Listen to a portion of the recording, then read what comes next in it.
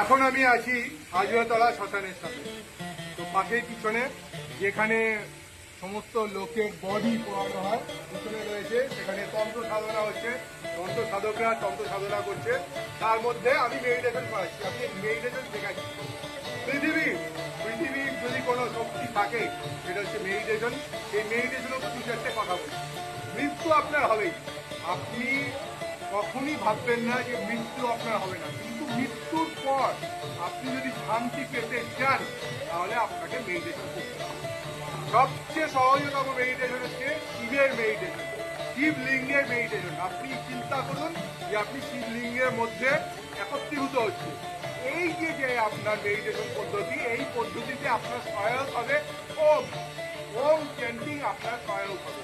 আমি এখানে নিয়ে এসেছি, দেখুন এই যে ওম রয়েছে, এই ওমের উপর যদি আপনি আপনার দৃষ্টিকে নিবদ্ধ করতে পারেন এবং তার সঙ্গে যদি আপনি ওম নমঃ শিবায় এই উচ্চারণটা করতে পারেন, তাহলে আপনি ডাইরেক্ট শিবের মধ্যে, শিবলিঙ্গের মধ্যে সম্পূর্ণভাবে নিমজ্জিত হয়ে যাবেন এবং দ্রবীভূত হয়ে যাবেন। আপনার নিজস্ব কোনো অস্তিত্ব থাকবে না। সেই জন্যে একবার স্বয়ংক্রিয়ভাবে স্বতঃস্ফূর্তভাবে ওম নমঃ শিবায় বলুন। পঞ্চাক্ষর এই মন্ত্র আপনাকে স্বর্গ প্রাপ্তি দেবে এবং চেষ্টা করুন ওম নমঃ শিবায়ের সঙ্গে যুক্ত থাকতে।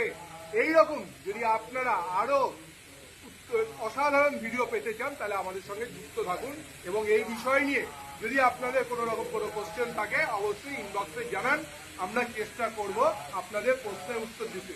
আমি বলবো এই যে আগুনটা উঠছে আর যেখানে মৃতদেহ পোড়ানো হয়, এই দুটো জায়গায় একটু দেখানোর জন্য দেখুন কতটা মহত্ব রয়েছে এই জায়গায়।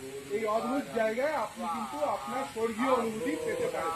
ভয় পাবেন না, মৃত্যু কখনই ভয়ের নয়, মৃত্যু আনন্দের, শান্তি।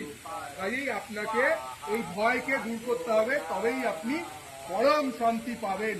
এখানে এই যে ক্রিয়াটা হচ্ছে, এই ক্রিয়া আপনার শান্তির জন্য এই ক্রিয়াটি করা হচ্ছে।